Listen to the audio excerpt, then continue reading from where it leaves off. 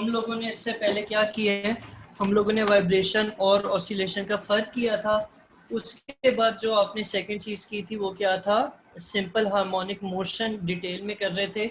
Simple harmonic motion की पहली example थी क्या थी एग्जांपल पहली? Mass and horizontal mass spring system था, जिसमें एक मास स्प्रिंग के साथ अटैच था और वो हॉरिजॉन्टल फ्लोर पे या हॉरिजॉन्टल सरफेस के ऊपर मूव कर रहा था। उसका जो टाइम पीरियड था वो आप ये सामने आपके एक फार्मूला लिखा हुआ है, इसके जरिए निकाल सकते हैं। ठीक है, टाइम पीरियड क्या होता है? टाइम पीरियड बेसिकली जो एक राउंड कंप्लीट करने में टाइम लगता है उस किसको, मास को एक वेव पूरी करने में या एक एंड से वापस उसी एंड पे आने पे जो टाइम लगता है उसको हम क्या कहते हैं, टाइम पीरियड कहते हैं। सही है। अच्छा, उसी में आप लोगों को सही एक है। चीज और, उसमें आप लोगों को एक चीज और बताता चलूं कि एक फार्मूला था टाइम पीरियड का जो था T equals to 2 pi under the root m over k। एक मिनट, ये k सही नहीं लिखा जा रहा, k। अब इसमें क्या था कि ये पाई की वैल्यू क्या होती है, फिक्स होती है, यानी वो चेंज नहीं होती, या वो कोई भी आप वैल्यू ले लें मास की वो सेम ही रहेगी। टू भी टू ही रहता है, 2 3 नहीं हो जाता। इसी तरह के जो है ये भी स्प्रिंग कांस्टेंट था, ये भी फिक्स रहता है।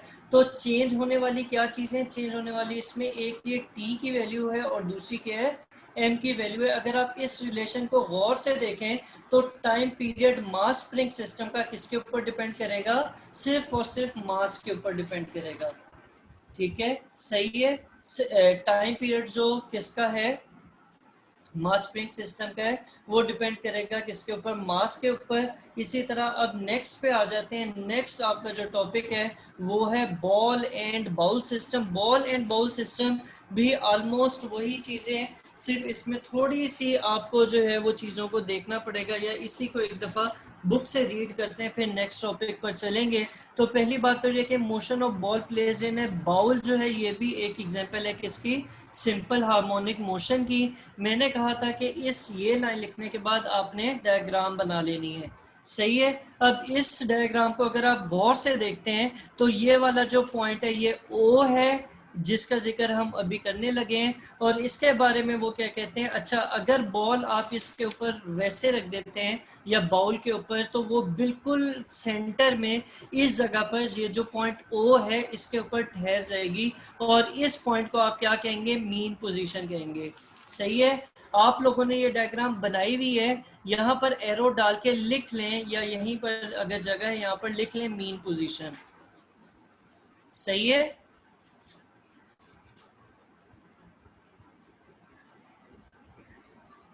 सही। अच्छा, ये आपकी क्या है, मीन पोजीशन है। अब आपने क्या करना है, अब मैं इसे दोबारा वहां से रीड करता हूँ। तो कहते हैं when the ball is at the mean position और that is the centre of the bowl, net force acting on the ball is 0। अब इस वक्त क्योंकि बॉल किस पे है, स्टेशनरी पॉइंट पे है, तो इसके ऊपर जो नेट फोर्स लग रही होगी वो 0 होगी। कैसे 0 होगी, कि मैं यही बॉल इस साइड पर बनाता हूँ, ये मैंने रेड कलर की ये बॉल शो की है। इसके ऊपर जब नीचे इसके कोई ना कोई सरफेस हो, यहाँ से ये जैसे बाउल जा रहा है, तो ये जब सरफेस होगी इसके ऊपर कौन सी फोर्सेस लग रही हैं, इसके ऊपर सबसे पहले तो एक लग रही है W, जो कि वेट होता है इसका, और उसकी वैल्यू क्या होती है, mg होती है। सही है। अब अगर वेट या जो फोर्स इसे जमीन अपनी तरफ खींच रही है, तो ये बॉल नीचे की तरफ क्यों नहीं आ रही, कोई बता सकता है?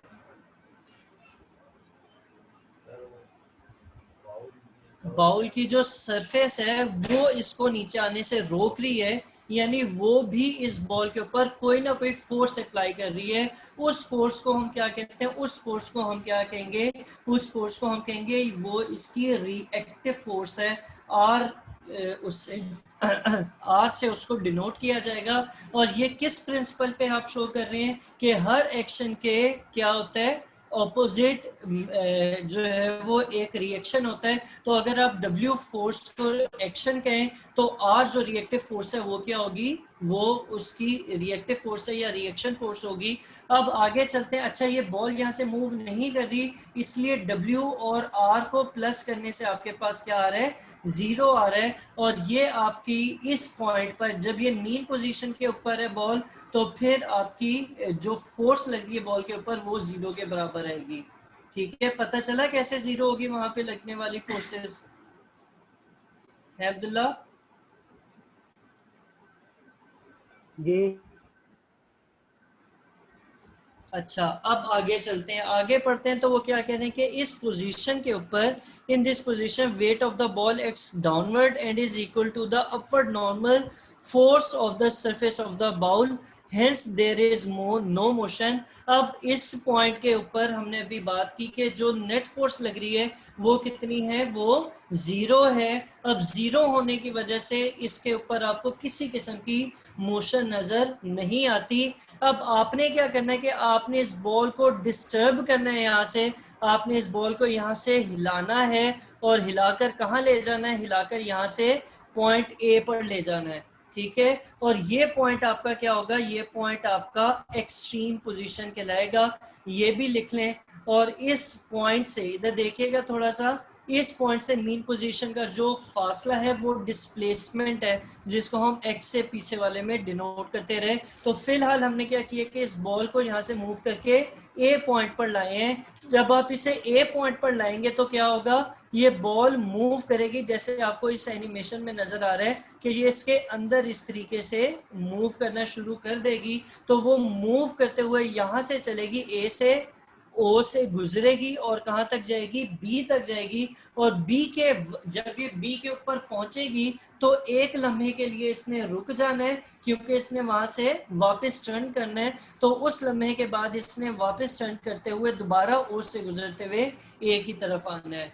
सही है, तो इसको हम आगे रीड कर लेते हैं। वो कह रहे हैं if you bring the ball to the position A then release it, the ball will start moving towards the mean position O due to the force caused by its weight. अब इसमें ये फोर्स कहाँ से आएगी, वहां से नीचे की तरफ क्यों आएगी, क्योंकि इसका वेट जो है वो एक्ट कर रहा होता है डाउनवर्ड डायरेक्शन में, और उसके हॉरिजॉन्टल और वर्टिकल कंपोनेंट्स होते हैं। तो उस वेट की वजह से ये किस तरफ आएगी, नीचे की तरफ आएगी। और जब ये नीचे की तरफ आएगी, यहाँ से जब ये गुजर रही होगी ओ पॉइंट से, तो उस वक्त इसकी जो स्पीड है, जो इसकी वेलोसिटी है, वो क्या हो जाएगी, मैक्सिमम हो जाएगी।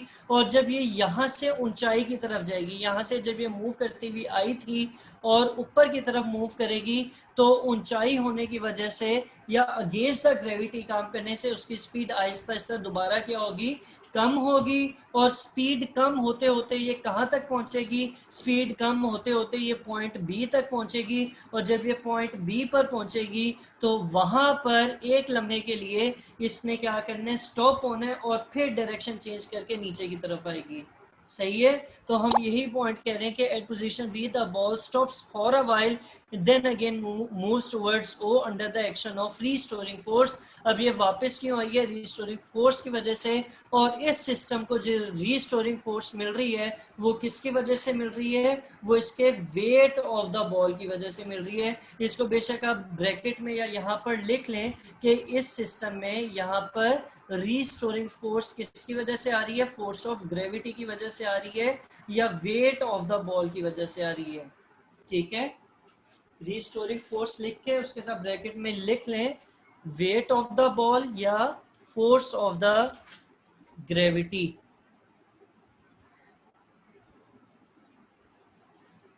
अच्छा अब्दुल्ला, मुझे बताओ ये जो मूवमेंट है, ये जो बॉल बाउल के अंदर घूम रही है, ये कब तक घूमती रहेगी? अब्दुल्ला तुमसे पूछ रहा हूँ, आप लोग भी बता सकते हैं, कब तक घूमती रहेगी? घर जाके करके देखिएगा, कोई बंटा किसी बॉल में फेंके फिर अम्मी से डांट खाए, उस वक्त देखिएगा कि ये कब तक, कब रुकेगी, या आप लोगों का कोई आइडिया कि ये कब तक घूमती रहेगी अंदर?